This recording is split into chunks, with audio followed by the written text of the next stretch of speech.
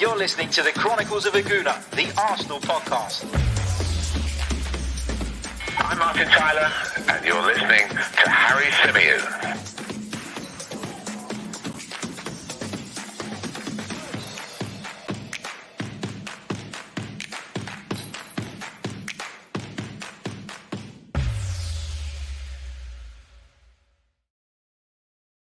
Hello and welcome back to the Chronicles of a Gooner, the Arsenal podcast, brought to you by 90 Min. As ever, I'm your host, Harry Symeou, and on this edition of the show, we're going to be rounding up the latest Arsenal transfer news. Is it news? More like stories, more like reports. We're going to be condensing them down. We're going to be discussing a few of them, getting your thoughts, of course, in the live comments, in the live chat. Big hello to everybody who is currently tuned in to the live show. I was a couple of minutes late, and I can see that there are lots of great reasons in the chat from you guys as to why I might be a little bit late. I've got to share these. These are fantastic. Inter says Harry's having a scrap with the neighbour's dog. He'll be here soon. Love that. John Daly says Harry's just starting the barbecue up. Hi, guys. Do you know what? I actually fancy a barbecue today, but I kind of, the idea of standing over that heat in this heat is putting me off a little bit. I've got to be honest. What else have we got here in terms of news? All kinds of stuff.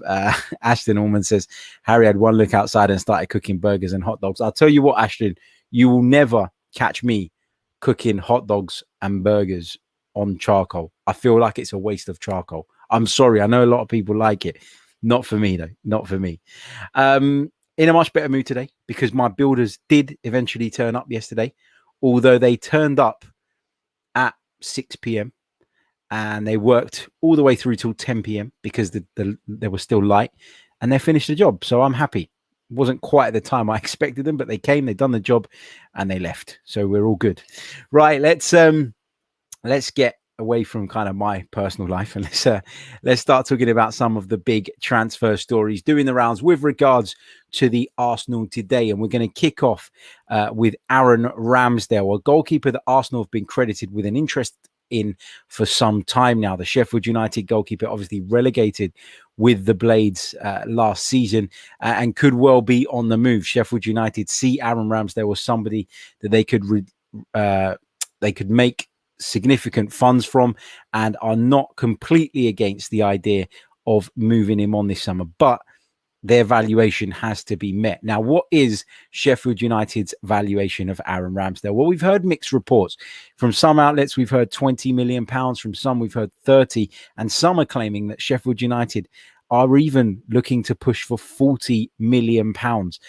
£40 million for Aaron Ramsdale just sounds like absolutely crazy money, in my opinion. And it's not an amount I'd be happy to see Arsenal invest in the player. Why? Because I'm not quite sure that he is top level. I'm not saying he's a bad goalkeeper, and I'm trying really hard not to get sucked in by what happened last season. Obviously, Sheffield United were very, very poor. Sheffield United were relegated. Aaron Ramsdale was their goalkeeper. I actually raised eyebrows when Aaron Ramsdale joined Sheffield United from Bournemouth, because if I remember correctly, and I'm just double checking to confirm this, okay, he's 23 years old and he's got plenty of time ahead of him. But from what I remember, Sheffield United paid a significant amount of money, £11.25 million, to sign him from Bournemouth. And at the time, I thought that was big money. Obviously, when Arsenal come along, or a club of Arsenal stature, you automatically see the selling club raise their price. They'll feel like they could get the most out. Everybody knows that Arsenal need a goalkeeper. We desperately need one, because beyond Bernd Leno, currently we are in a really bad place with goalkeepers. I wouldn't trust Runar Runarsson in between the sticks for any sustained period of time, not even for a game. I wouldn't necessarily say that Arthur Okonkwo, and I'm not basing this on the mistake he made the other day. I've talked already about how much I think was made of that, and too much was made of that.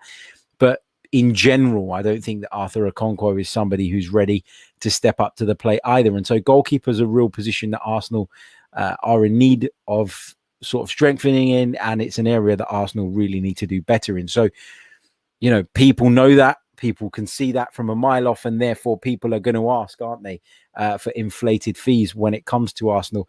But the latest report that we've got, and that report came from Dharmesh Seth over at Sky Sports here in the UK, he said that contact had been made with Aaron Ramsdale's camp via intermediaries. He says that Sheffield United are well aware of Arsenal's interest in the player. So it at least seems as though Arsenal's interest in the player is genuine. Whether Arsenal and Sheffield United are going to get anywhere near one another in terms of the player's price, in terms of the player's valuation, remains to be seen.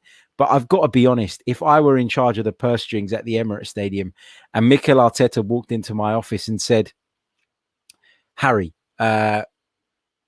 I want to get Aaron Ramsdale and I want you to release me 30-40 million pounds, I would question that. I really would.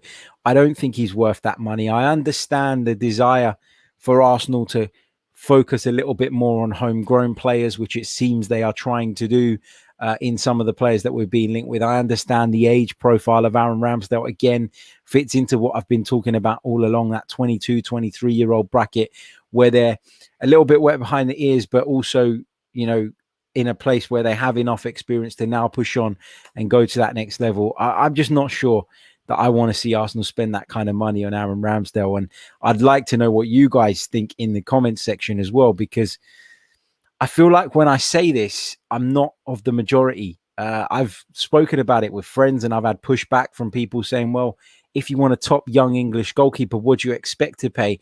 And I'm not sure that Aaron Ramsdale is a top young English goalkeeper. I don't think he covered himself in glory last season. I don't think he was that good the season before. Obviously went to the European Championships off the back of an injury to Henderson. And I think, you know, that obviously maybe increased his value, the fact he was part of the squad. But for me, I just don't see it. I don't. And, you know, if we do go on and sign him, if Arsenal do go on to break the bank and bring him to the club, then by all means, as I say, with everybody, I'll get behind him, I'll support him. But I just don't see it. And I'd be worried if Arsenal were lining up a sort of £30 million plus bid for Aaron Ramsdale. I think there's better ways of spending that money. And I think there are more, I think there are other goalkeepers out there who would be available for significantly less and could do a good job. You've got to remember as well, right? Would Aaron Ramsdale be happy with coming to the Emirates and competing for a spot with Bernd Leno? Because that's what's going to happen. I don't think that Aaron Ramsdale's a better goalkeeper than Bernd Leno. So you're not looking at this as a signing and saying, well, we're going to pay big bucks for this guy. He's going to come in and he's going to be our number one right away for the next 5, 6, 7, 8 years. That's not going to be the case with Aaron Ramsdale, because in my opinion, Bernd Leno is better than him. Now, if Aaron Ramsdale comes in, does that open the door for Bernd Leno to leave? Maybe, but then we're back to square one, where we still only have one goalkeeper of a relatively good standard, and we are completely devoid of options anywhere else. So I'm worried about sort of the goalkeeping situation. It's the one area I look at in this team right now, and I'm thinking, are Arsenal going to do what's necessary here? And if they do spend money in the area, are they going to spend that money wisely? And I'm a little bit worried about it. I've got to say, not a big fan of Aaron Ramsdale. But if he comes, obviously he'll have my support. But that doesn't change my feelings right now, in that would be an irresponsible way to blow 30 to 40 million pounds, if that is indeed true, that Sheffield United are looking for that kind of money. So that's my opinion on that. And that takes me on to another story linking Arsenal with another goalkeeper, Barcelona's Neto. We've talked about him before. I think it was last week or the week before. We spoke about him in a bit of depth in terms of what he would bring to the team. And it seems that according to Mundo Deportivo, Arsenal's interest in the goalkeeper has not cooled whatsoever. Arsenal are, according to Mundo Deportivo, and I quote, determined to sign him, and they want to bring him in to compete with Bernd Leno. Now, Neto is a goalkeeper who is incredibly experienced, has played at the top level for Barcelona. Obviously, hasn't had as much game time as he'd like, being the number 2 at the club, but has plenty of pedigree, somebody that Barcelona paid 26 million euros for back when they signed him. I think it was in 2019 off the top of my head. So, yeah, big money goalkeeper then. Probably not going to go for anywhere near that now. We talk about the player's age, 31 years old. He's not got sort of, he's not very young, but also, as a goalkeeper, that is a little bit different, isn't it? A goalkeeper probably peaks at around 31, 32. My apologies. He's turned 32 yesterday on July 19th. So he is 32 now. Still has until June 30th, 2023 to run on his current Barcelona contract. But of course, as we've discussed in a number of episodes recently, Barcelona in a place where they need to reduce the wage bill. They need to get players off the books in order for them to move forward and improve their side. So with Neto, that's an option. That's an option. And I think I'd probably prefer that option to going and spending a whole load of money on Aaron Ramsdale to come in and play second fiddle to Neto. I think that what appeals to Mikel Arteta about somebody like Neto, and what Mundo Deportivo say appeals to Mikel Arteta, is the goalkeeper's ability to play with the ball at his feet. Said to be very comfortable in that department, very good at building up play, coming out to the edge of his box, etc., and starting moves off. He's also got a good range of passing by goalkeeping standards, of course. And for those reasons, it appears that he is somebody that Barcelona, first of all, are willing to move on, and that Arsenal are genuinely interested in. Right. Let's give you guys a quick reminder that this podcast is brought to you by Manscape.com. So for all your male grooming needs, if you need to sort out that bush ahead of the rest of the summer, you never know. You might go on a date. It might go better than you initially planned, and you don't want to get caught off guard. So why not check out Manscape.com for all your male grooming needs? Enter our discount code, which is 90min20, and you shall receive 20% off of your order, as well as free worldwide shipping. So you can stand to save yourself a fair bit of money while addressing an issue that most of us probably need to tackle on a regular basis. So do head over. Sorry if I've made you cringe there, but do head over to manscape.com and check them out. Right, let's go over to the live chat. I want you guys to get some of your questions in while I bring you up to date on a couple of other bits and pieces. Get your questions in, put a Q in at the beginning, as always, and I'll pick those out. Don't forget to like the video, subscribe to the channel if you haven't done so already. I'm not sure where we are in terms of likes. We've got 43, but there's over 150 of you watching. Surely we can get that up to at least 75, 80 for now. So, yeah, get your questions in, and I just want to bring you up to date with some comments that William Saliba made off the back of his move to Marseille. Now, there's been a lot of discussion about this, and it feels as though the Arsenal fan base on this particular subject is incredibly divided. There are those who really like William Saliba, believe that he should have been given a chance this season, and actually believe that he's in a place where he could improve the team. Some of you have argued that he's at a better level than Rob Holding, than Callum Chambers, two players who have been kept in and around the squad, and who are expected to be used quite frequently this season. Others, however, are quite content with the fact that maybe he's not quite ready at this moment in time, and maybe he needs some further development. Now, what's interesting is when we were talking about William Saliba ahead of his move to Marseille, we talked about a report that was coming out from France where Jorge Sampaoli, the current Marseille boss, new manager, of course, had, I guess, indicated that in his eyes, William Saliba might not necessarily be the answer. He kind of hinted that he wasn't experienced enough, that he wasn't as kind of progressed enough as a centre-back at this point for him to rely on him week in, week out. And actually what William Saliba's been saying off the back of his move to Marseille backs that up. Now, William Saliba said this. He wanted me on his team. Speaking of Sampaoli, he explained to me that although I was a good player so far, I had a lot of things on which to improve. And look, on the one hand, you're talking about a young centre-back. What young player doesn't have things they can improve on? But it backs up the point that William Saliba is, not just in the eyes of Mikel Arteta and Arsenal, but in the eyes of a lot of people, still quite raw, still not quite as polished and as prim as some people would suggest. And that, I think, I'm not saying you have to completely change your opinion off the back of this one comment, but what I'm saying is it should kind of give you an indication as to why Arsenal and Mikel Arteta were quite keen to move William Saliba out on loan and weren't 100% convinced that he could be the man to come into the squad. And look, if you think that right now he is better then one of Gabriel, Ben White, who's going to come in next week, Pablo Marie or Rob Holding. That's an argument, you could make. It's an argument I would question, but it's one you could make. But the reality is that Arsenal have gone and invested a lot of money in this player, and a lot is made of that. A lot of fans get sort of their bee in the bonnet and they say, we paid £27 million for this player. Why is he not playing for us? Why is he out on loan at Marseille? Well, the thing you've got to consider here is if he's not at least in the first three centre-backs in Mikel Arteta's pecking order, then he's not going to play much football. Barring injuries, which nobody wants to happen, he's not going to play a great deal of football.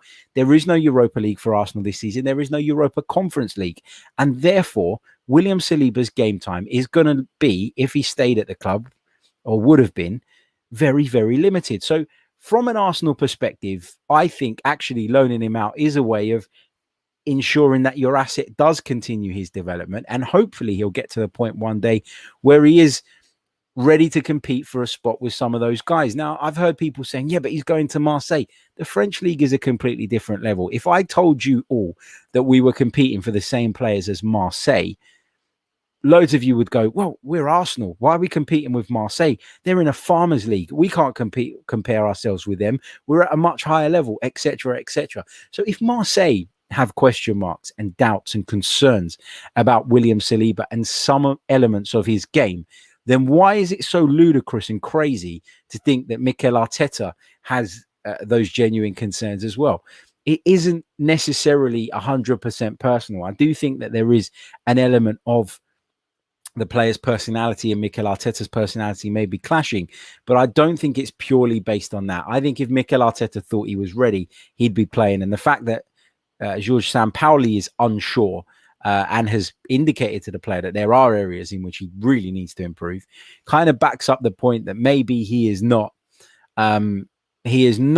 as far down his development line as some Arsenal fans would like to think. Don't be fooled by the fee. And the other thing that people always get fooled by is, oh, well, Wesley Fofana came to the Premier League and plays for Leicester and did a good job. They're not the same player. They don't play in the same team. They don't play in the same system. Just because William Saliba had a lot of hype around him at the time Arsenal signed him doesn't mean that he was a better player at that point than Fofana.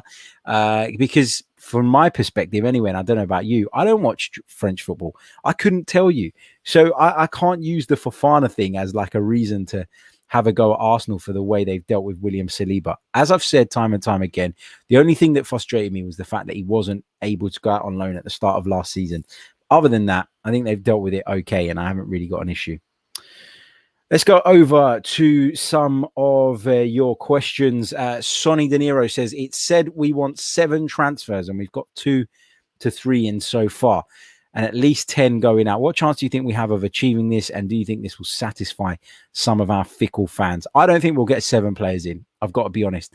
I think we'll get 4 or 5 in, and I think that's about right in a window. You can't revamp an entire team in a single window. We've seen clubs try and do that in the past, particularly clubs with money to spend, and often that kind of chemistry is lacking when you start the new season as a result of that. I think Everton are a good example of that, a club who in recent years have gone quite big in certain summers, and it's never really materialized into kind of raising their level overall. I think if we get 4 or 5 in, I'd be quite pleased with that. In terms of players going out, it's one of those things where you're a slave to there being interest, aren't you? If their interest isn't there, then it becomes really difficult. And that's why I've said at times, Arsenal should probably just be looking to cut their losses on a number of these players. Do you think this will satisfy some of our fickle fans? I think that there are a section of our fan base who you can never satisfy. If you sign Mbappe, they'll tell you should have signed Haaland. If you sign Messi, they'll tell you should have signed Ronaldo. We've got a lot of those people within our fan base. And ultimately, right, I don't think you can really look at the window and judge the window and decide whether it's satisfactory or not until you've seen those players and the impact that they have on the team moving forward. watch Arsenal next season and we'll judge Arsenal for footballing reasons. If those players come in and they enhance us as a football team and they see us take it up to the next level, then it would have been a good window. If they come in and they don't, then it would have been a bad window. You know, you can't judge the window at this point, in my opinion. But you're right to mention the fickle fans, because there is a lot of that.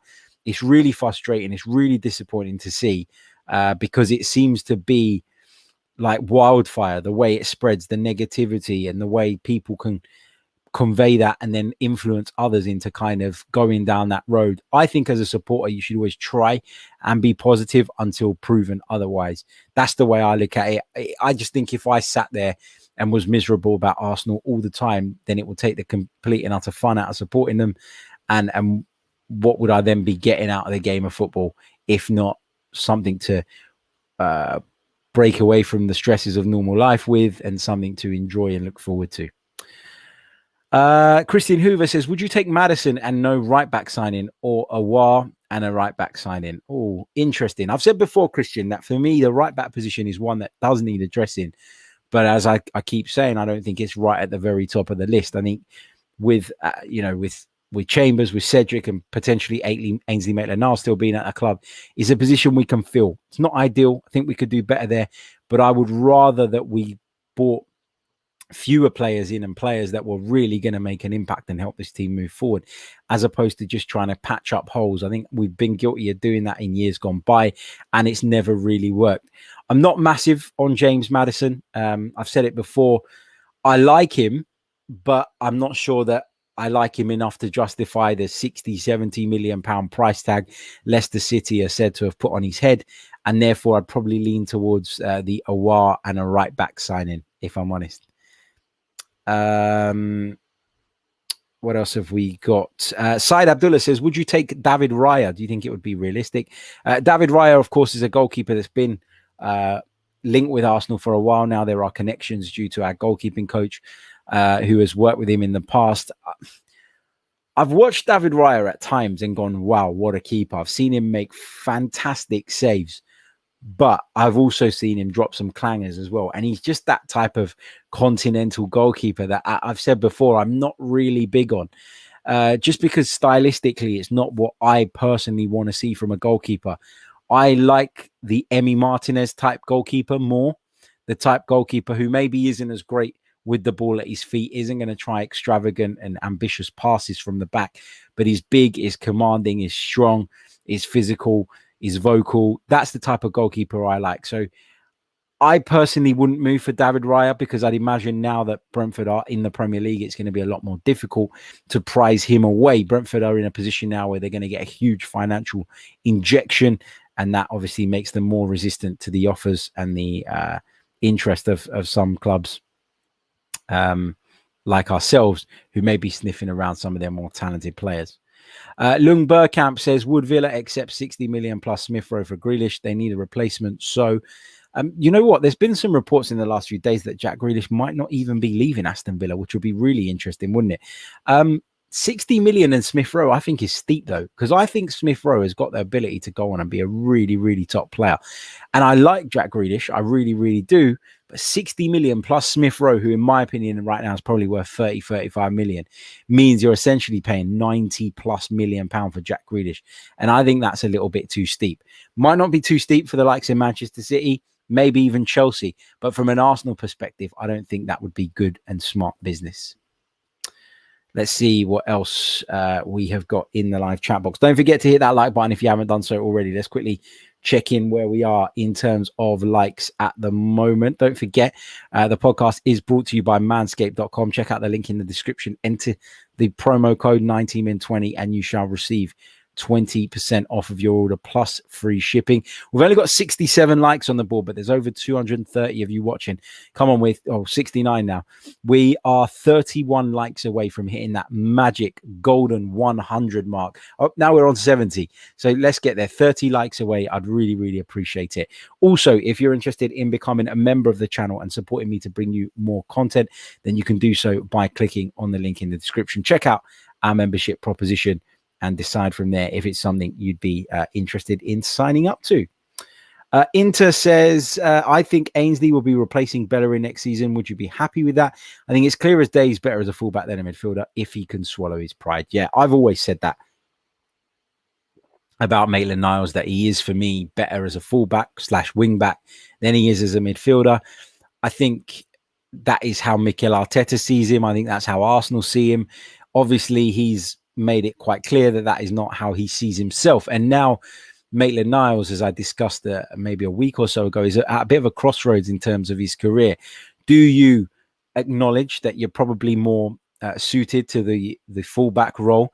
It's a role that he was called up for England playing in, by the way, and get on with it and look to stay at a big club like Arsenal Football Club and develop and further your career, look to nail down that spot, make it your own? Or do you continue with this dream of becoming this central midfield dynamo and as a result be forced to move on to a smaller club in order to get what you want? If I was Ainsley Maitland-Niles, I'd be incredibly grateful for the opportunity at Arsenal, and I'd be looking to play at right back, especially during a time now where the right back position is one that Arsenal need to address. If I were Ainsley Maitland-Niles, I'd be breaking my back every day on the training ground to show and prove to Mikel Arteta that I could be your solution and that you don't need, once Hector Bellerin moves on, to go and break the bank to bring in another fullback.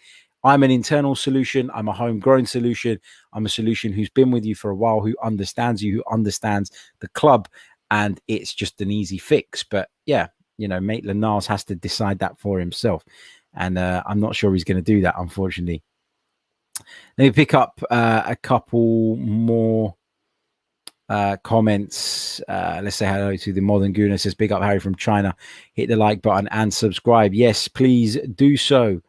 Some of you talking about Bernd Leno and the possibility of him leaving. Who would we like to replace him? Oh, such a tough question, isn't it? Because it's obviously budget permitting. But I think, you know, there are a few elite goalkeepers out there now that are probably out of our reach. You know, the likes of Edison, Alisson, etc., playing at rival clubs. It's hard for me to answer on that one. But what I'm going to do over the next few days is we're going to be doing some different style content, and we're going to be doing players to come in at right back, for example, at centre midfield. And I'll be going through the options, players that we've been linked with, but also players that I'd like to see Arsenal move for. So I'm going to be doing a little bit of a scouting mission over the next sort of 24, 48 hours. So stay tuned for that. I can see some of you asking for Johnston, Sam Johnston of West Bromwich Albion, Onana, another goalkeeper that Arsenal heavily linked with earlier on in the window, but a deal has not materialized on that either. So yeah, all interesting stuff. But just to kind of quickly round up the episode before we go, contact, apparently, according to Sky Sports, as Dharmesh said, has been made between Arsenal and Aaron Ramsdale via intermediaries. So no direct contact. That means that Arsenal have gone through the players' representatives or a third-party representative to make their sort of interest known. We'll see if that develops into anything more. Arsenal, according to reports from Spain, Mundo Deportivo in particular, remain, and I quote, determined to sign Barcelona goalkeeper Neto. Will that deal materialize? Again, who knows? It said that Mikel Arteta is a big admirer of how the goalkeeper plays with the ball at his feet, and we'll see if that goes and develops into something more.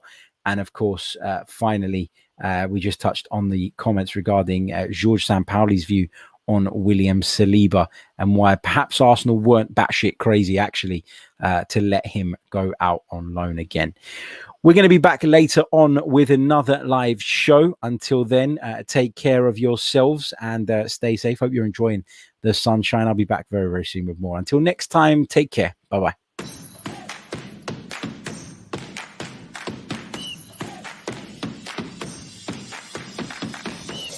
You're listening to the Chronicles of a Gooner, the Arsenal podcast. I'm Martin Tyler, and you're listening to Harry Symeou.